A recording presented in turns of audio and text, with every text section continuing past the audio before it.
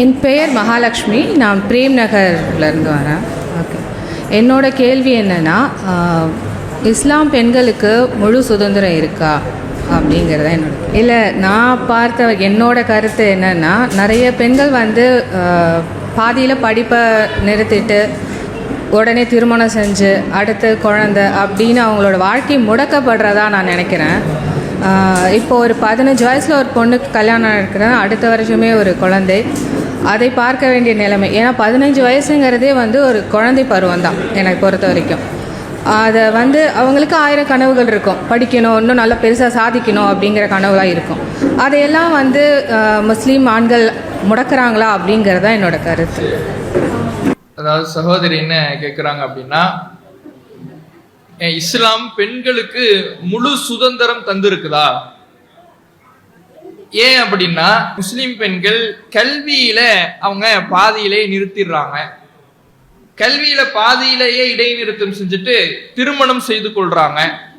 ஒரு சிறிய வயதிலேயே, ஒரு 14-15 வயதிலேயே திருமணம் செய்து கொள்றாங்க. அப்ப அந்த திருமணத்தை அதுக்கப்புறம் குழந்தை பெற்றுக் கொள்ளுகிறார்கள். அப்ப எந்த விதமான கல்வி முன்னேற்றமும் இல்லாமல் அவர்களை ஆக்குகிற வகையில இந்த மார்க்கமோ அல்லது முஸ்லிம் ஆண்களோ செயல்படுகிறார்களா அப்படிங்கறதுதான் சகோதரி அவர்களுடைய கேள்வி. இப்ப இதுவும் இஸ்லாம் பற்றிய ஒரு தவறாக பரப்பப்பட்ட ஒரு தகவலின் வெளிப்பாட்டால் வந்த கேள்விதான் இதுவும். அப்ப இஸ்லாத்தை பொறுத்தவரையில இஸ்லாமிய மார்க்கத்தின் மீது நெடுங்காலமாக சொல்லப்படுகிற ஒரு விமர்சனத்துல ஒண்ணுதான், இந்த இஸ்லாம் பெண்களுடைய உரிமையை பறித்து இஸ்லாம் பெண்களை அடிமைப்படுத்துகிறது என்ற ஒரு விமர்சனத்தை நீண்ட நெடுங்காலமாக சொல்லி கொண்டிருக்கிறார்கள். ஆனா உண்மையில் இஸ்லாம் அப்படி செய்கிறதா என்று பார்த்தால், இஸ்லாத்தை போல எந்த ஒரு கொள்கையிலேயும் உரிமைகள் வழங்கப்படவில்லை என்று சொல்லப்படும் அளவிற்கு இஸ்லாம் அவ்வளவு உரிமைகளை பெண்களுக்கு வழங்கி இருக்கிறார்.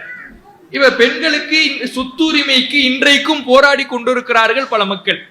இன்னைக்கு இந்த இந்திய நாட்டிலேயே சொத்துரிமைக்காக பல்வேறு விதமான பெண்களுக்கு சொத்துரிமை வர வேண்டும் என்பதற்காக பல்வேறு விதமான போராட்டங்களுக்கு பிறகு 2000 அதற்கு பிறகுதான் அது பற்றிய அந்த சட்டமே வருகிறது. அப்ப கடுமையான போராட்டங்கள் எதுக்கு நடக்குதுன்னா, சொத்துரிமை, பெண்களுக்கு சொத்துரிமை வழங்கப்பட வேண்டும் என்பதற்காக. ஏன்னா பெண்கள் பெற்றோர் அவங்களுடைய சொத்து இருக்குதுன்னா அவங்களுடைய மரணத்துக்கு பிறகு அவர்களுடைய பிள்ளைகளுக்கு வரும். பிள்ளைகளுக்கு வரும் பொழுது ஆண் பிள்ளைகள்னா பெற்றோர்களுடைய சொத்துக்களை எடுத்துக்கலாம், பெண் பிள்ளைகள்னா எடுத்துக்க கூடாது, பெண்களுக்கு சொத்திலே பங்கு கிடையாது என்றுதான் இந்த இந்திய நாட்டிலேயும் அப்படிதான் இருந்துச்சு. அப்ப இவ்வளவு சொத்துரிமைக்காக பெண்களுக்காக பல்வேறு விதமான போராட்டங்கள் இந்த திராவிட இயக்கங்களின் சார்பாகவும் நடைபெற்றது.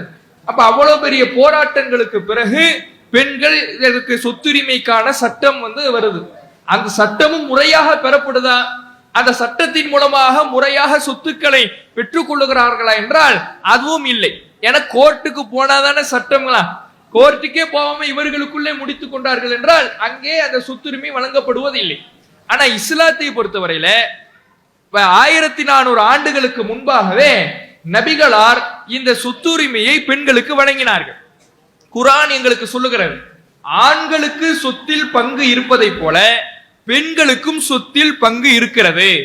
ஆண்களுக்கு எப்படி கொடுக்குறீங்களோ, பெற்றோருடைய சொத்திலிருந்து பங்கு வருகிறதோ, கணவருடைய சொத்திலிருந்து மனைவிக்கு பங்கு வருகிறதோ, அல்லது பிள்ளைகளுடைய சொத்திலிருந்து பெற்றோருக்கு பங்கு வருகிறதோ, ஒரு தந்தைக்கு பங்கு வருவதை போல தாய்க்கு வர வேண்டும். ஒரு மகனுக்கு வருகின்ற சொத்தை போல மகளுக்கு வர வேண்டும். ஒரு சகோதரனுக்கு வருகின்ற சொத்தை போல சகோதரிக்கு வர வேண்டும். ஆணுக்கு சொத்தில் பங்கு வருவதை போல பெண்ணுக்கும் சொத்தில் பங்கு உண்டு என்று சொன்ன 1400 ஆண்டுகளுக்கு முன்பாகவே இந்த உரிமையை எங்களுடைய மார்க்கம் எங்களுக்கு தந்திருக்கிறார். முஸ்லிம் பெண்களுக்கு இந்த உரிமையை தந்திருக்கிறார். அப்ப ஒருவர் எங்க குடும்பத்துல மரணிச்சுட்டாங்கன்னா அவங்களுடைய பெற்றோருடைய சொத்திலிருந்து ஆணுக்கு பங்கு எடுக்கிற மாதிரியே பெண்களுக்கும் பங்குகளை அவர்கள் நிர்ணயிப்பார்கள்.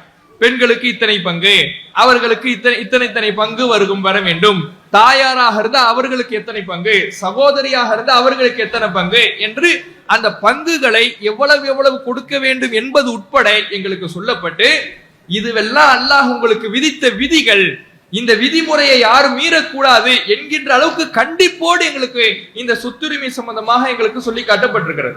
அதே போல மணமகனுடைய தேர்வு, இப்ப மணமகனுடைய தேர்வு எல்லாம் இன்றைய காலகட்டத்திலையும் இந்த நவீன காலகட்டத்திலேயும் கூட பல்வேறு விதமான கட்டாய திருமணங்கள் நடைபெற்று வருகிறது.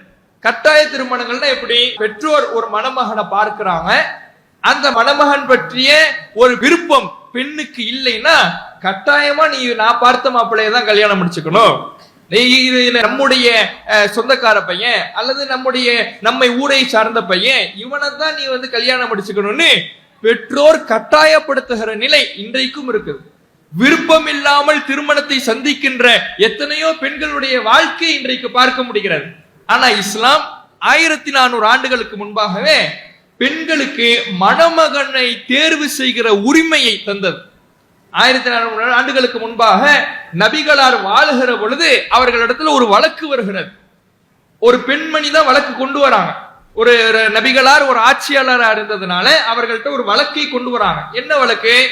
என்னுடைய தகப்பனார் ஏன் விருப்பம் இல்லாம ஒரு மணமகனை கட்டி வச்சுட்டாரு, இப்ப இந்த திருமணம் செல்லுமா? எனக்கு இந்த ஆணின் மீது எனக்கு விருப்பம் இல்லை, இவரை திருமணம் முடித்துக் கொள்ள வேண்டும் என்கின்ற ஆசை எனக்கு இல்லை, எனக்கு விருப்பம் இல்லை.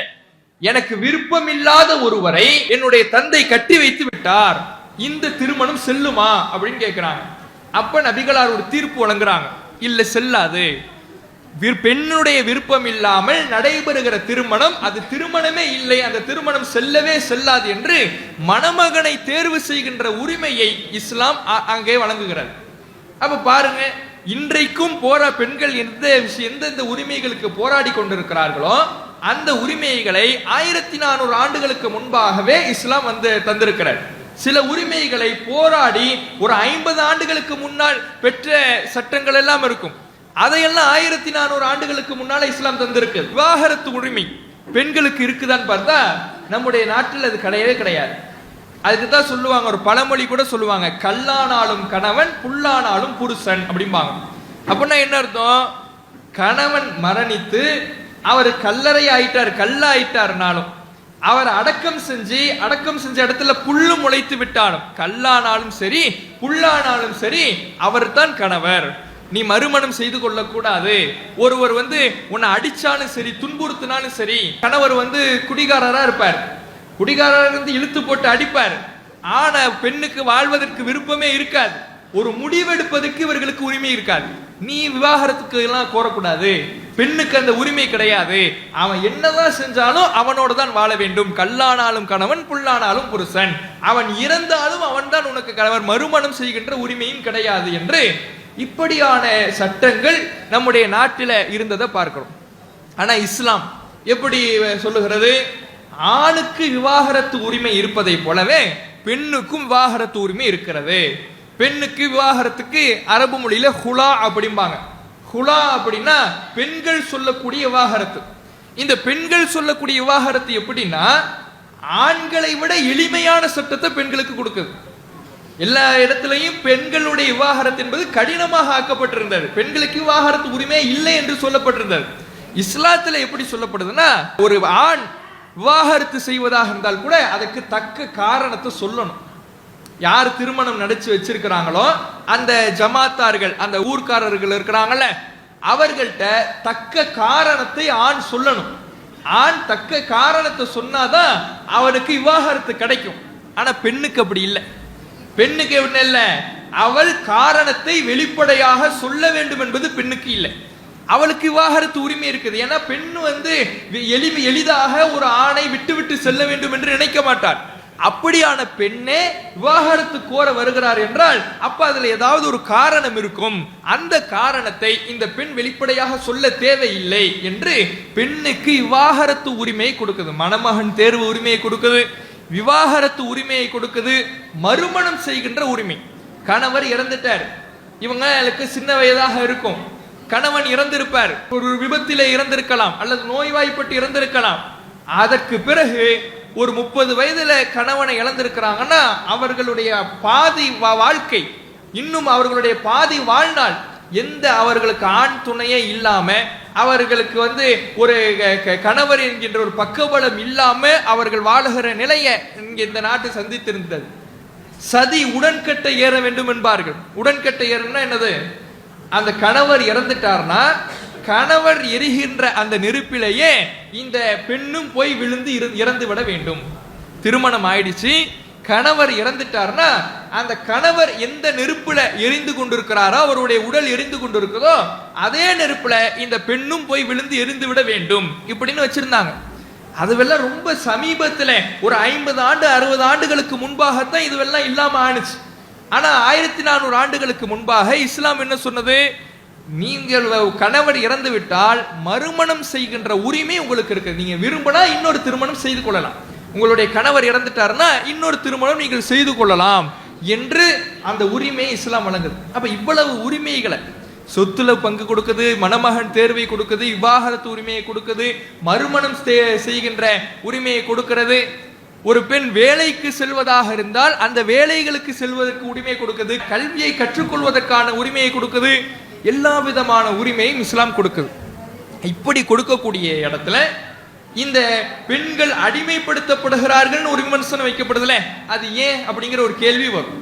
இப்ப இவ்வளவு உரிமை கொடுக்கப்படுதுல, அப்ப இவ்வளவு உரிமை கொடுக்கப்படுகிற இடத்தில் எந்த இடத்திலையும் கொடுக்கப்படாத ஒரு உரிமை பெண்களுக்கு வழங்கப்படுகிற, பெண்களுக்கு சுதந்திரம் இருக்கிற ஒரு இடத்துல ஏன் பெண் அடிமைத்தனம் என்கின்ற ஒரு விமர்சனம் முன்வைக்கப்படுகிறது அப்படின்னு ஒரு கேள்வி வரலாம்.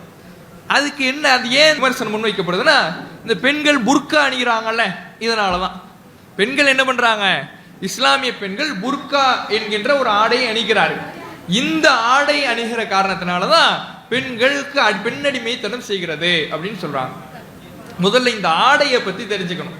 இந்த ஆடைக்கு குர்ஆன்ல எங்களுக்கு பல்வேறு விதமான சொற்கள் பயன்படுத்தப்பட்டிருக்கு. ஹிஜாபு என்று சொல்லப்பட்டிருக்க வழக்கத்துல ஹிஜாபு, புர்கா, இப்படி பல பெயர்களின் மூலமாக இந்த ஆடைக்கு நாங்கள் பெயர் சூட்டிக் கொள்கிறோம்.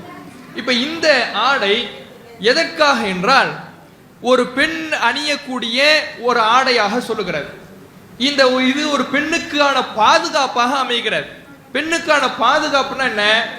ஒரு பெண்ணுக்கு எல்லா விதமான உரிமையும் இருக்கிறது. ஆனால் உடல் அளவிலே ஆணை விட பெண் பலவீனமானவராகத்தான் இயற்கையாகவே இருக்கிறார். ஒரு அறிவியல் பூர்வமாகவும் சரி, பெண்ணுக்கு எல்லா விதமான திறமைகளும் இருக்கும். ஆணை விட அறிவில் திறமை வாய்ந்தவர்களாக இருப்பார்கள். எல்லா விதமான உரிமைகளும் சுதந்திரமும் அவர்களுக்கு இருக்கிறது. ஆனால் இயற்கையாக அறிவியல் பூர்வமாக பார்த்தால் ஆணை விட பெண்கள் உடல் அளவிலே பலவீனமானவர்களாகத்தான் படைக்கப்பட்டு இருக்கிறார்கள். அப்ப அந்த பலவீனத்தை என்ன பண்ணணும்னா, அந்த பலவீனத்தினால் அவர்கள் பாதிக்கப்பட்டு விடாமல் இருக்கணும்னா அதற்கு ஒரு பாதுகாப்பு அம்சம் தேவை. இதை ரொம்ப எளிமையாக நீங்க புரிஞ்சுக்கணும்னா, உங்கள்கிட்ட 2 போன் இருக்குன்னு வச்சுங்க. உங்கள்கிட்ட என்ன 2 போன் இருக்கு. ஒரு போனு இது மாதிரி ஸ்மார்ட் போன், இது மாதிரி என்னது ஒரு ஸ்மார்ட் போன் இருக்கு. இன்னொரு போனு உங்கள்கிட்ட ஒரு பழைய போன் இருக்கும்ல, பட்டன் போன், நோக்கியால எல்லாம் வரும்ல, 3310 அந்த அது மாதிரி ஒரு பட்டன் போன் ஒன்று இருக்கு. இந்த ரெண்டுத்துல எது சிறந்தது அப்படின்னு நாம கேட்டோம்னா எல்லாரும் கண்ணை மூடிட்டு சொல்லுவோம். எது சிறந்ததுன்னு சொல்லுவோம்? இந்த ஐபோன் ஸ்மார்ட் போன் தான் சிறந்தது. இந்த பட்டன் போன்ல அவ்வளவு ஆப்ஷன் இல்லை அப்படிம்போம். ஆனா அந்த பட்டன் போனுக்கு என்ன பண்ண மாட்டோம்னா, டெம்பர் கிளாஸ் தேடி தேடி ஒட்ட மாட்டோம். அந்த பட்டன் போனுக்கு கவரை தேடி தேடி போட மாட்டோம். எதுக்கு போடுவோம்னா, இதுல நிறைய ஆப்ஷன் இருக்கு, இது சிறந்தது, ஆனா இது கீழே விழுந்தா என்ன ஆயிடும், உடைஞ்சிடும் அப்படிங்கிறதுக்காக இதுக்கு டெம்பர் கிளாஸ் ஓட்டுவோம், இதுக்கு கவரை தேடி போடுவோம். ஏன் அப்படின்னா, இது எல்லா விஷயத்திலையும் சிறந்தது என்றாலும் இதுல ஒரு பலவீனம் இருக்குது. அந்த பலவீனத்தை நாம் மேக்கப் பண்றதுக்கு இந்த ஒரு பாதுகாப்பு தேவைப்படுது. அதே போல இந்த 3310 இருக்குல்ல இந்த பட்டன் போன், இந்த பட்டன் போனு இதுல எந்த ஆப்ஷனும் இல்லைனாலும் நல்ல பலமா இருக்குது. மாடியிலிருந்து கீழே தூக்கி போட்டா கூட உடைய மாட்டேங்குது. இப்படி உடையாததுக்கு ஒரு கவரோ ஒரு டெம்பர் கிளாஸோ தேவை இல்லை என்று முடிவு எடுக்கிறோம்ல, இதுதான். இதனால ஸ்மார்ட் போனை விட அந்த பட்டன் போன் சிறந்ததுன்னு சொல்லுவோமா? அல்லது பட்டன் போனை விட ஸ்மார்ட் போன், இதுல இந்த சிறப்புக்கான வேலையே இல்லை. பலம் பலவீனம், ஒரு சிறிய பலவீனம் இருக்கின்ற பொழுது அந்த பலவீனத்தை சரி செய்வதற்காக, பூர்த்தி செய்வதற்காக ஒரு பாதுகாப்பு அம்சம் ஏற்படுத்தப்படுகிறது. இத நம்ம முஸ்லிம்களுக்கான, முஸ்லிம் பெண்களுக்கான ஒரு ஆடையாக சொல்லப்படுகிறது. இத பல மாற்று மத சகோதரிகள் கூட இந்த ஆடை முறை ஒரு பாதுகாப்பை கொடுக்கிறது, எங்களுக்கு ஒரு நம்பிக்கையை கொடுக்கிறது என்று பல நேர்காணல்கள்ல பல நிகழ்ச்சிகள்ல சொல்லியிருப்பதை பார்க்கிறோம். ஒரு தனியார் தொலைக்காட்சியில நடைபெறக்கூடிய ஒரு விவாத மேடை, அந்த நிகழ்ச்சியில ஒரு பெண்மணி பேசுகிற பொழுது அவங்களுக்கு 2 மகள்கள் இருக்கிறாங்க, பருவ வயதை அடைந்த 2 மகள்கள். என்னுடைய மகள்கள் பள்ளிக்கு போகும் பொழுது அவர்கள் அந்த பஸ்ல போறாங்க. பஸ்ல போகும் பொழுது ஆண்களுடைய தவறான பார்வைக்கு ஆளாகிறாங்க. இதனாலேயே அவர்கள் சங்கூச்சப்பட்டு, இதனாலேயே அவர்கள் சங்கடத்திற்குள்ளாகி மன ரீதியாக அவர்கள் ஒடுக்கப்பட்டாங்க. ஒரு கட்டத்துல இந்த பள்ளி படிப்பு வேணுமா வேணாமாங்கிற நிலைக்கு வராங்க. அந்த நேரத்துல நான் என்னுடைய மகள்களுக்கு இந்த புர்கா, முஸ்லிம் பெண்கள் அணிகிற புர்காவை போட்டு அனுப்புனேன். அதற்கு பிறகு அவர்கள் ஒரு பாதுகாப்பை உணர்ந்தார்கள். தவறான பார்வைகள் அவர்களின் மீது விழாமல் அந்த புர்கா அவர்களை தற்காத்தது என்று அந்த பெண்மணி சொல்றாங்க. அல்லாஹு அக்பர், அல்லாஹு அக்பர்.